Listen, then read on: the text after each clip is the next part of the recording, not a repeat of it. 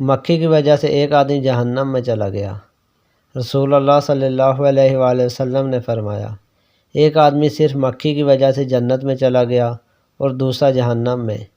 صحابہ نے عرض کیا، یا رسول اللہ صلی اللہ علیہ وآلہ وسلم وہ کیسے؟ نبی اکرم صلی اللہ علیہ وآلہ وسلم نے فرمایا، دو آدمی ایک قبیلے کے پاس سے گزرے۔ اس قبیلے کا ایک بت تھا جس پر چڑھاوا چڑھائے بغیر کوئی آدمی وہاں سے نہیں گزر سکتا تھا۔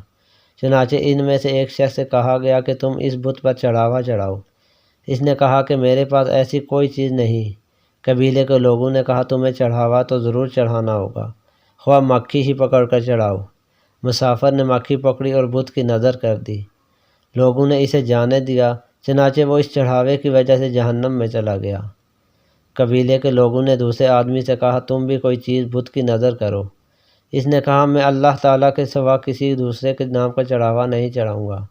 لوگوں نے اسے قتل کر دیا اور وہ جنت میں چلا گیا۔